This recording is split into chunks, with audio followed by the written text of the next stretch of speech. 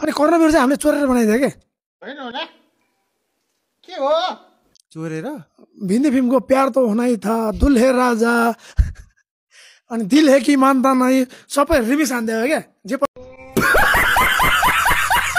पर्ला पर्ला भनेर त्यही फिल्म सुपर हिट क्या उसले सविताले भन्नुहुन्छ त्यो अनि कर्णवीर हिट भयो है अब सबैबाट बटुल बाटुल बाटुल बाटुल गरेर अनि फिल्म सबैभन्दा बढी हलमा 100 दिन मनाउने फिल्म त्यही हो यो सोभित दाइले मैले जिन्दगीमै सबैभन्दा झुर बनाएको फिल्म त्यही हो भनेर भने उसले त होइन आवेशमा भने तर कर्णवीर अहिले हेर्दा पनि राम्रो छ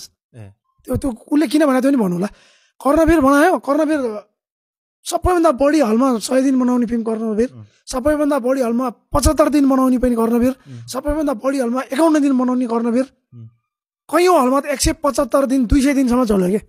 कर्णवीर सोभिताईको कुरा निकालिहाल्यो दोस्रो सिनेमा दोस्रो हिरो भएर ब्लक बस्टर त पनि कहाँ अहिलेको जस्तो 100 जना 50 जना हलको हाउसफुल हो त त्यो बेला त त्यहाँ त हरेक हल 1000 1500 1600 हल हुन्थ्यो मान्छेवाला त्यस्तो हल हाउसफुल हुने के कर्णवीर खेल्ने त्यो पनि फिल्म पाउँदैन म त त्यसपछि नि पाउँदैन